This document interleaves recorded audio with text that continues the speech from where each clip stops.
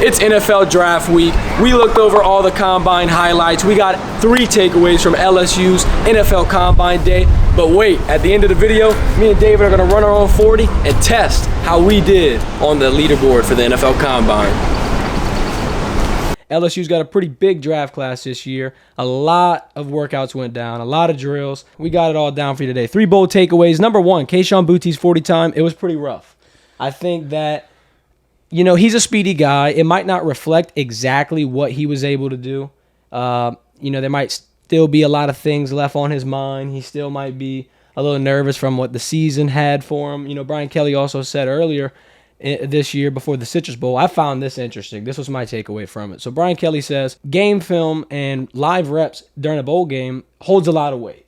Tweaking your 40 time, tweaking different drills, and trying to prepare for the combine might not be the best ticket, because what if things just don't go your way? What if you wake up on the wrong side of the bed? What if you tweak a hammy during training? Or what if that just wasn't enough? What if you needed reps? What if you needed game film? What if you needed that extra touchdown? And in Kayshon's sense, didn't have the best year, didn't have the best film.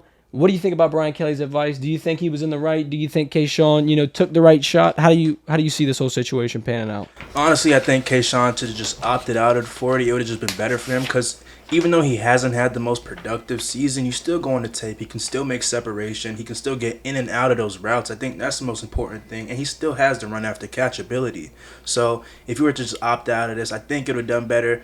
You have a bad time, and it kind of looks sour on the scouting report, but I think any scout who goes in and watches the film can still see that he's a wide receiver that can produce. I think Kayshon Boutte needs to do a couple more things here before LSU's Pro Day to try and help get his stock up. Number 2 takeaway that I saw from LSU's Combine Day, Jay Roy brought physicality. Look, we knew that Jay Roy wasn't one of those quick, get off the line, fast linemen, but that's all right. What he lacks in that, he makes up for 100 million times in strength. He's one of the strongest defensive linemen in college football. Yep. He had great PFF rush grades. And then if you look at how he ranked in terms of bench press, he's 3rd on the leaderboard for all linebackers and D linemen. 30 reps of 225. I have only been lucky enough to hit 2 reps of 225 consecutively. 30? A little bit out of my pay grade. What do you think about Jay Roy, that strength, and what he's going to bring to whatever NFL team he'll get drafted to? First day was pretty rough for him. He was slipping in and out of drills. But I think the second day, showing the physicality, showing what type of guy he is, that was a perfect, nice way to go out about it. I mean, 30 at 225. I can't do more than 5 Big without guy. getting tired. So I'm like, damn.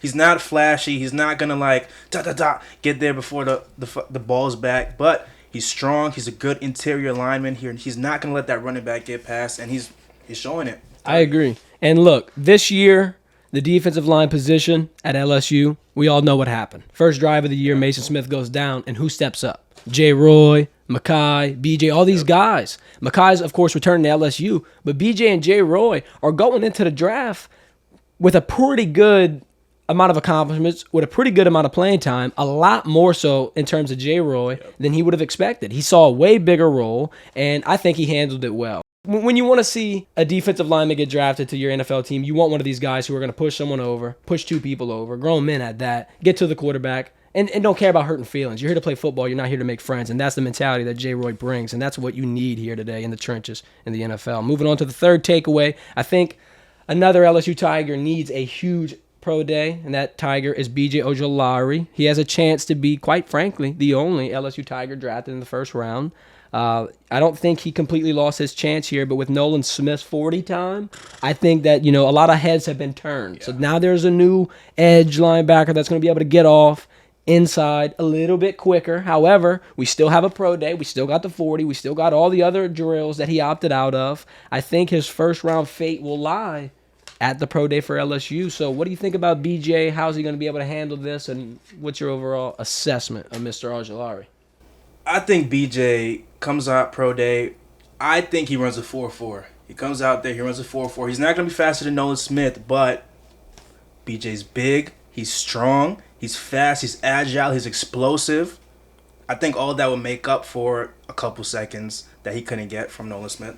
And, the 40-yard dash is a pretty touchy subject. Yeah. A lot of people train months and months and months for this just to shave off tenths of seconds. A lot of people, straight up will run a Tom Brady and just have a horrible 40 time. Some people just cannot get it done. So I think enough talking.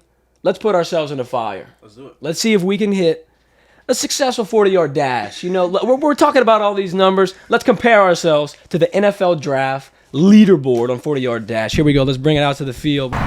It's the moment you all been waiting for. The 40-yard dash. How will we rank compared to the NFL leaderboards for the 2023 NFL Combine? Me and David, we're about to put ourselves to the test, and we're going to time it. 3, 2, 1, fight!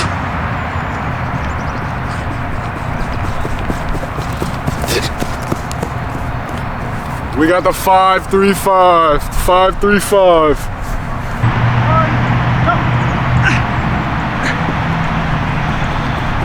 What is that? We got the 5-2-6. The 5-2-6. We didn't fare up well. I'll admit, sometimes in journalism, you should make your words short and sweet because you might have to eat them. Thanks for watching the Verdin Verdict. Make sure to subscribe for more LSU content and follow us on social media. Links in bio.